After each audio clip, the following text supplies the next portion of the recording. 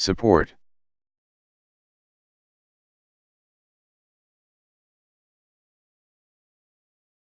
Al-Qaeda remains dangerous, and we must be vigilant against attacks.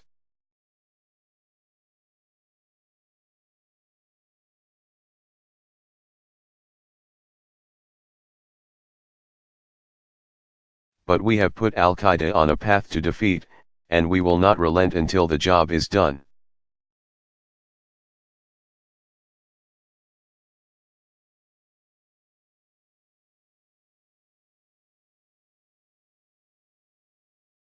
In Afghanistan, we've inflicted serious losses on the Taliban and taken a number of its strongholds.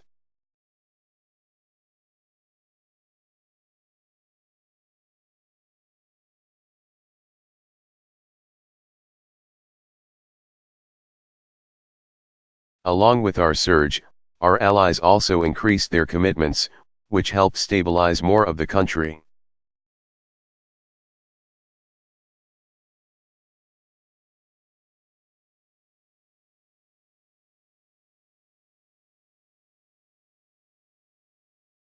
Afghan security forces have grown by over 100,000 troops.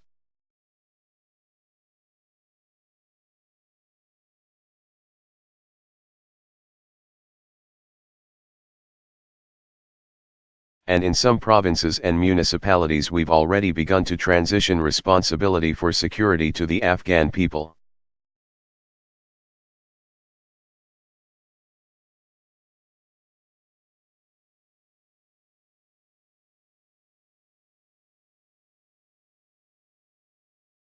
In the face of violence and intimidation, Afghans are fighting and dying for their country.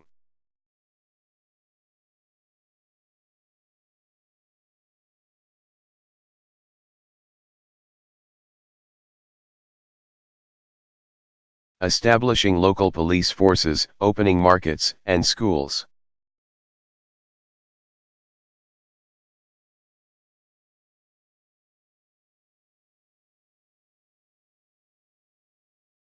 Creating new opportunities for women and girls, and trying to turn the page on decades of war.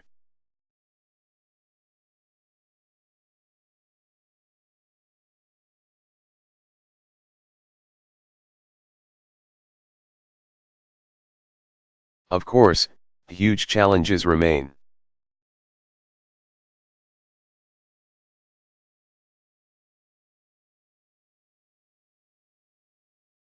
This is the beginning but not the end of our effort to wind down this war.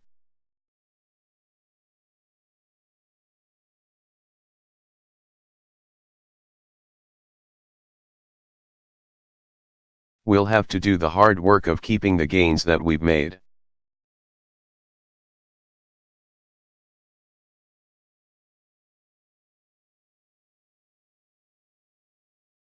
While we draw down our forces and transition responsibility for security to the Afghan government.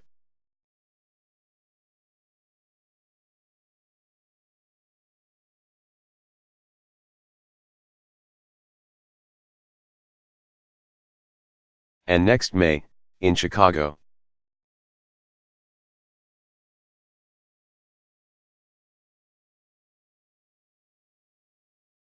We will host a summit with our NATO allies and partners to shape the next phase of this transition.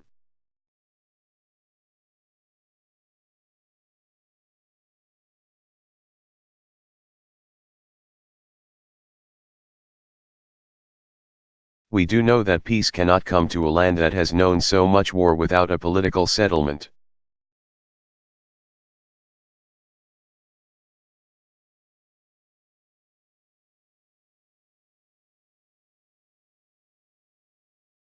So as we strengthen the Afghan government and security forces,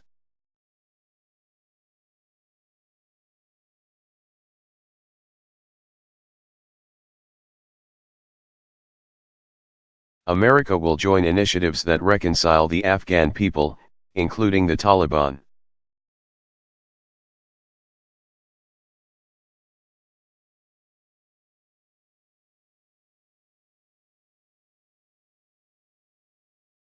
Our position on these talks is clear: they must be led by the Afghan government.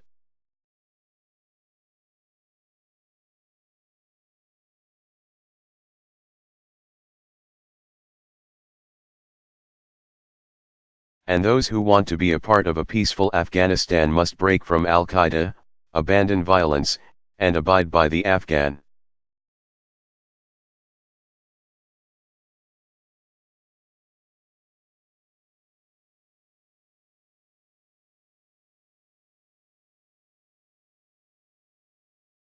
Constitution.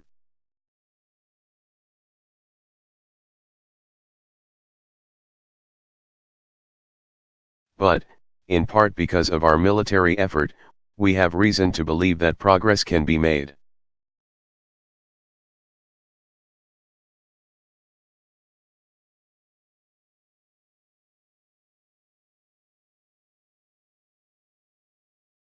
The goal that we seek is achievable, and can be expressed simply.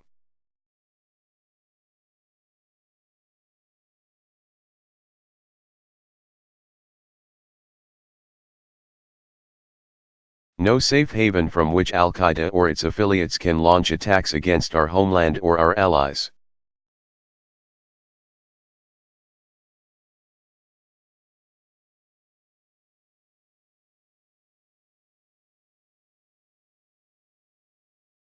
We won't try to make Afghanistan a perfect place.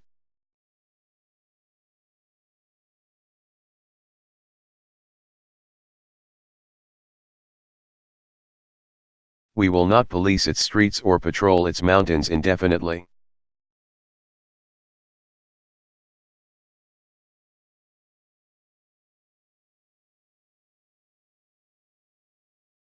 That is the responsibility of the Afghan government, which must step up its ability to protect its people.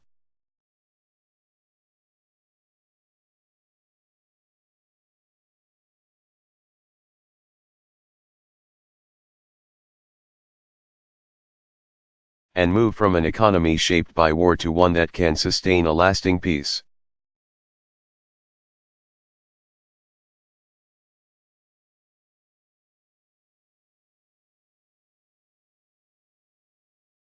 What we can do, and will do, is build a partnership with the Afghan people that endures, one that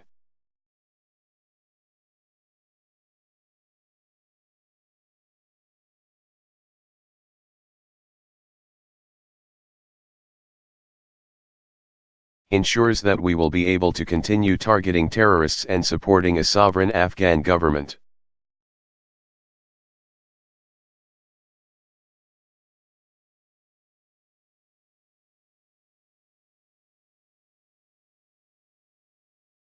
Of course, our efforts must also address terrorist safe havens in Pakistan.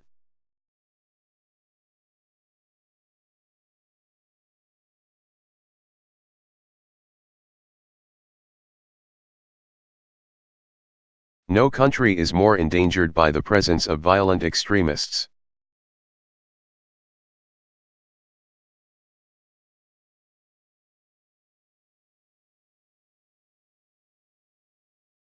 Which is why we will continue to press Pakistan to expand its participation in securing a more peaceful future for this war-torn region.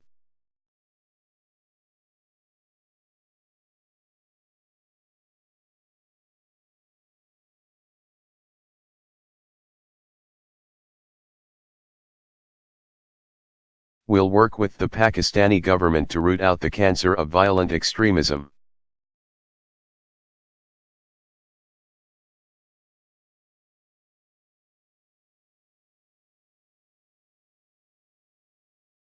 And we will insist that it keeps its commitments.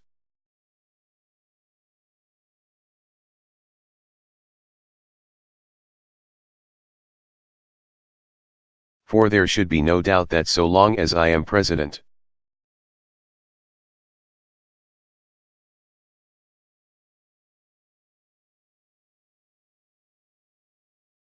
the United States will never tolerate a safe haven for those who aim to kill us.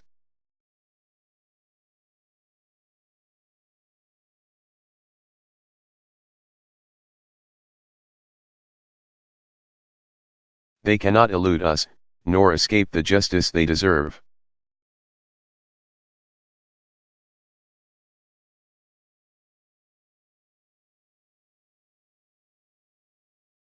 My fellow Americans, This has been a difficult decade for our country.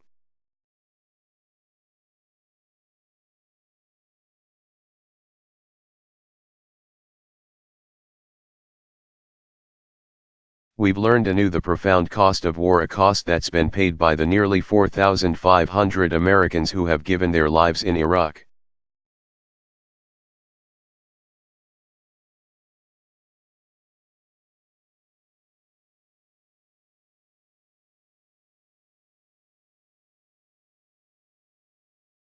And the over 1,500 who have done so in Afghanistan, men and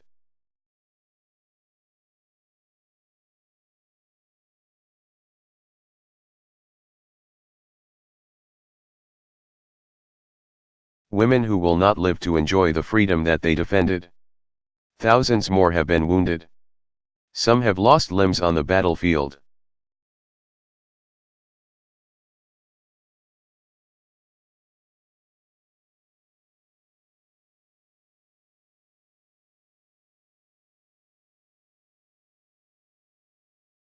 And others still battle the demons that have followed them home.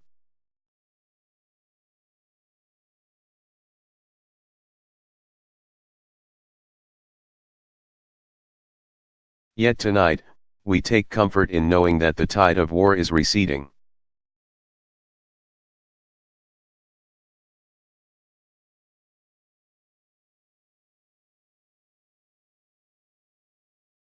Fewer of our sons and daughters are serving in harm's way.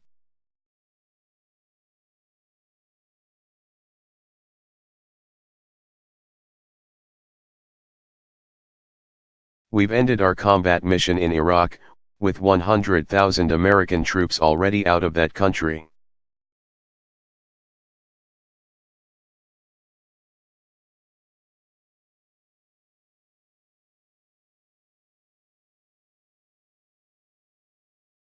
And even as there will be dark days ahead in Afghanistan,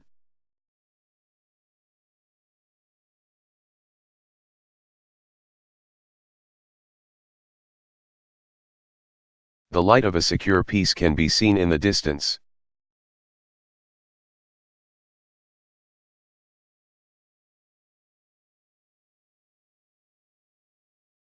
These long wars will come to a responsible end.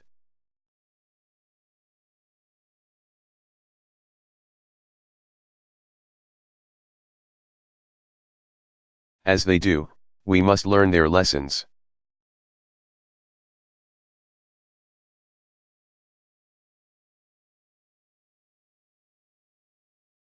Already this decade of war has caused many to question the nature of America's engagement around the world.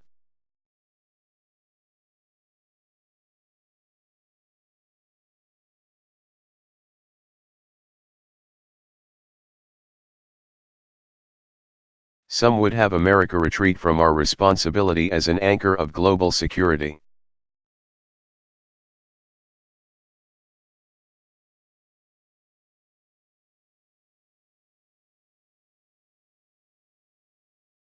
And embrace an isolation that ignores the very real threats that we face.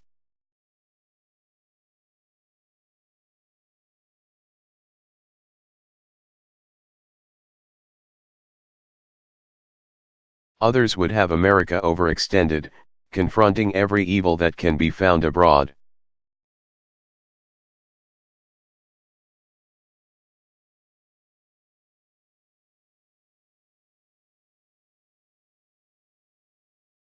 We must chart a more centered course.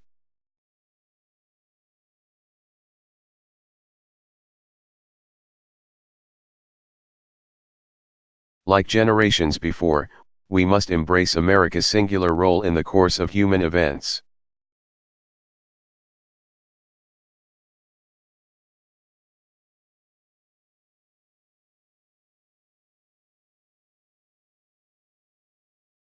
But we must be as pragmatic as we are passionate, as strategic as we are resolute.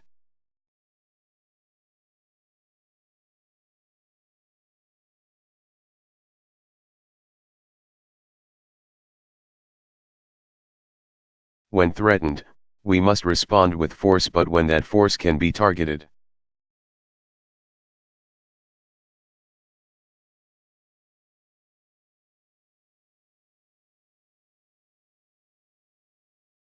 We need not deploy large armies overseas.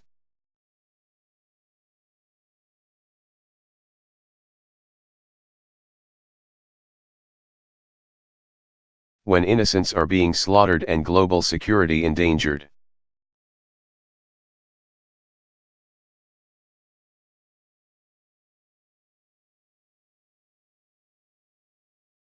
We don't have to choose between standing idly by or acting on our own.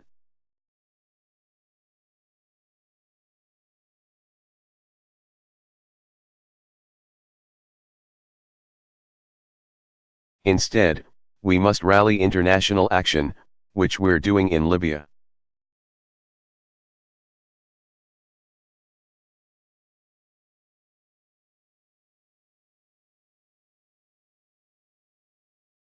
Where we do not have a single soldier on the ground, but are supporting allies in protecting.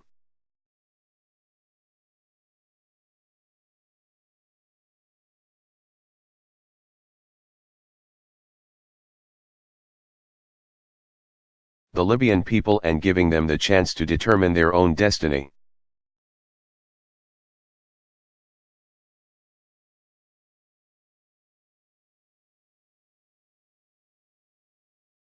In all that we do, we must remember that what sets America apart is not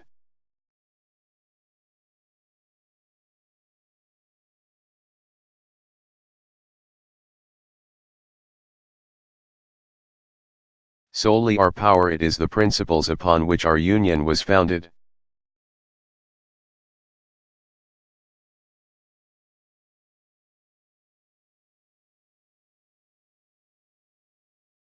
We're a nation that brings our enemies to justice while adhering to the rule of law.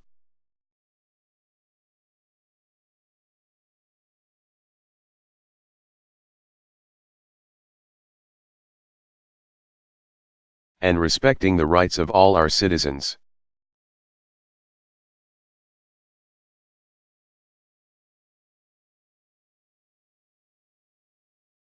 We protect our own freedom and prosperity by extending it to others.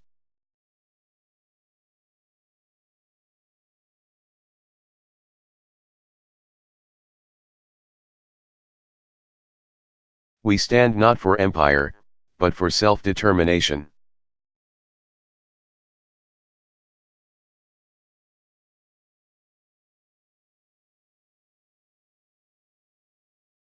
That is why we have a stake in the democratic aspirations that are now washing across the Arab world.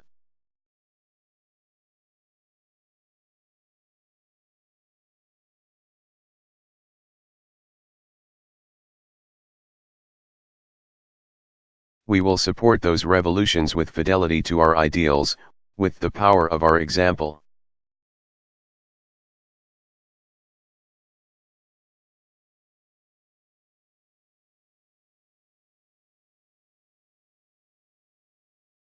And with an unwavering belief that all human beings deserve to live with freedom and dignity.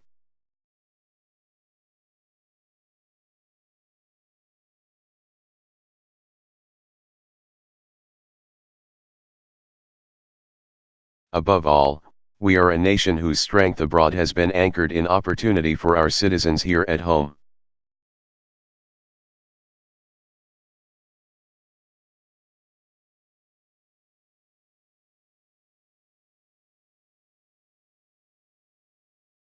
Over the last decade, we have spent $1 trillion on war, at a time of rising debt and hard economic times.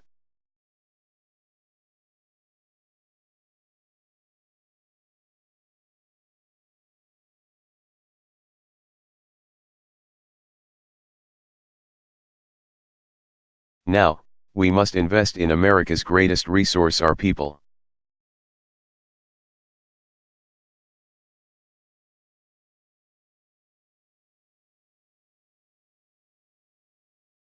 We must unleash innovation that creates new jobs and industries, while living within our means.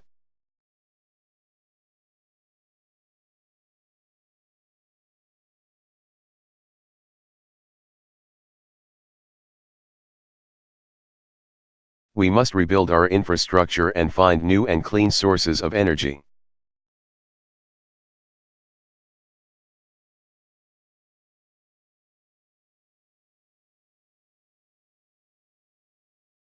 And most of all, after a decade of passionate debate.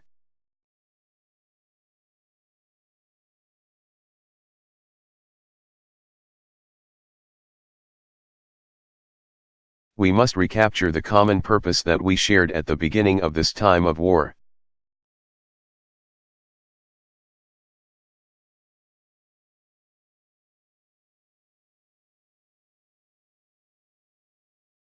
For our nation draws strength from our differences.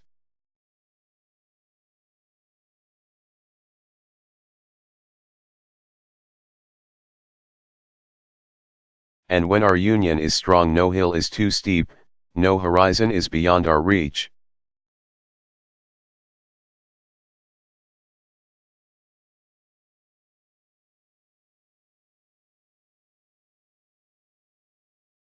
America, it is time to focus on nation building here at home.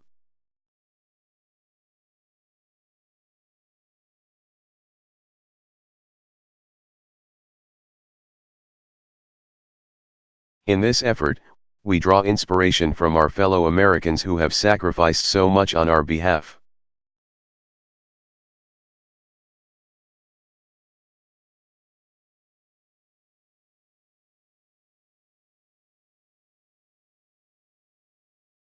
To our troops, our veterans, and their families, I speak for all Americans when I say that we will keep our sacred trust with you.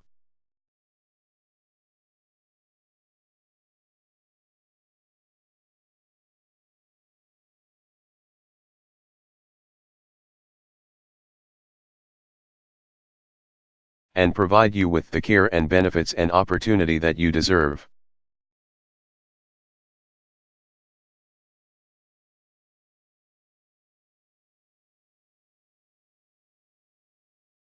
I met some of these patriotic Americans at Fort Campbell.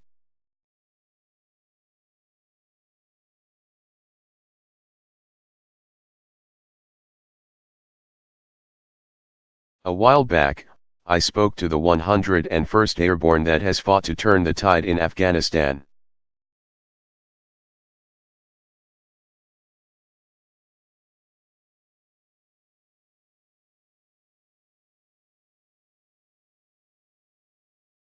And to the team that took out Osama bin Laden.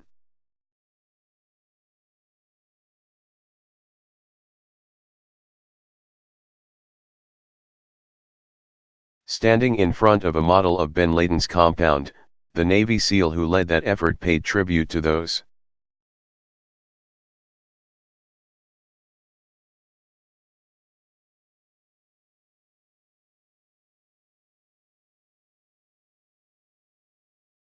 Who had been lost brothers and sisters in arms, whose names are now written on bases where our troops stand guard overseas.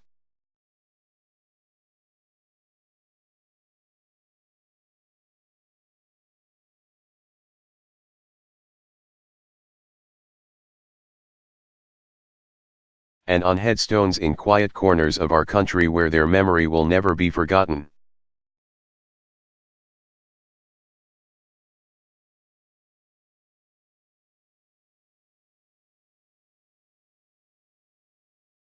This officer, like so many others I've met on bases in Baghdad and Bagram.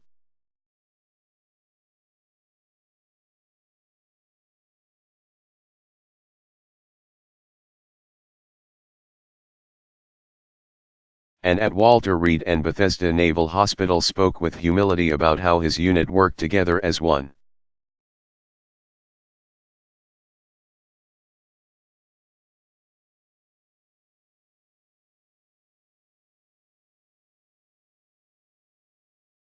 Depending on each other, and trusting one another, as a family might do in a time of peril.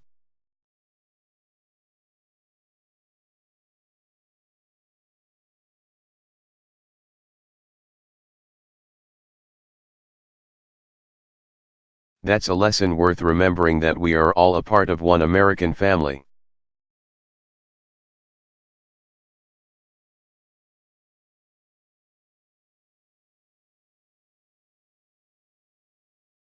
Though we have known disagreement and division, we are bound together by the creed that is written into our founding documents.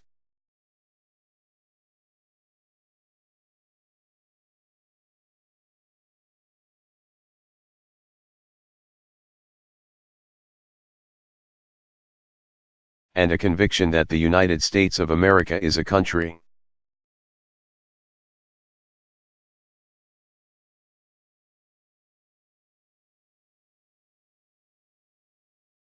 that can achieve whatever it sets out to accomplish. Now, let us finish the work at hand. Let us responsibly end these wars.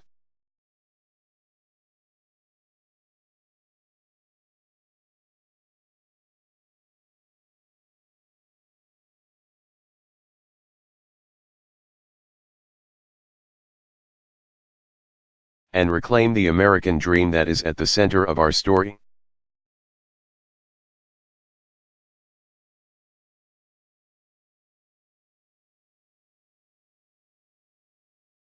With confidence in our cause, with faith in our fellow citizens, and with hope in our hearts.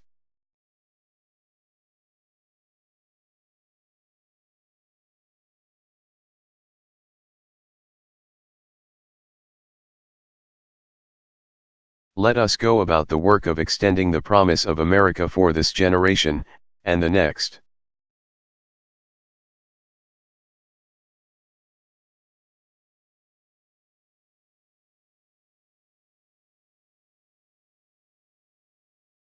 May God bless our troops.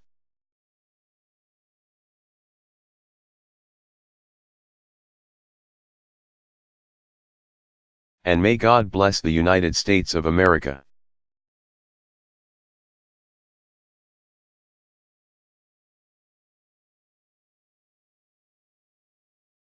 Barack Obama.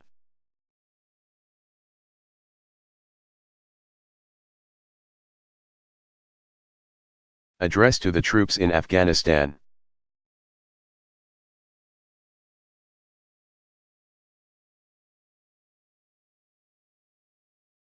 Delivered March 28, 2010, Clamshell, Bagram Airfield.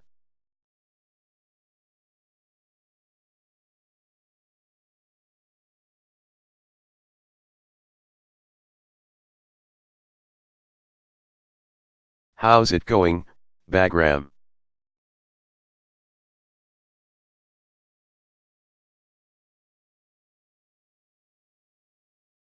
Well, you know, it turns out that the American people, they let me use this plane called Air Force One.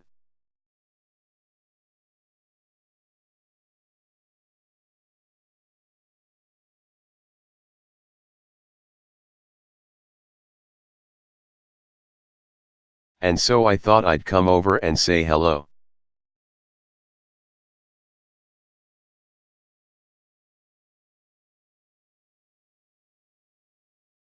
Couple of people I want to thank.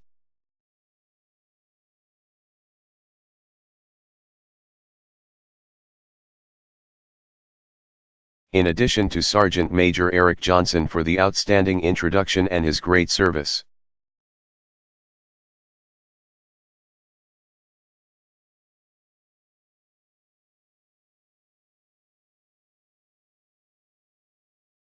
I want to thank Major General Mike Scaparrotti. Thank you for your great work as Commanding General. I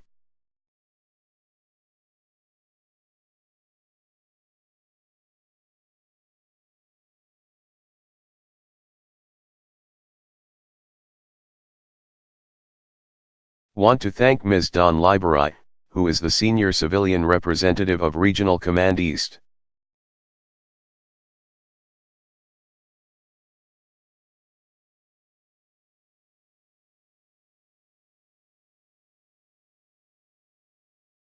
For her outstanding work, and Brigadier General Stephen Quast, Commander 455th Air Expeditionary Wing.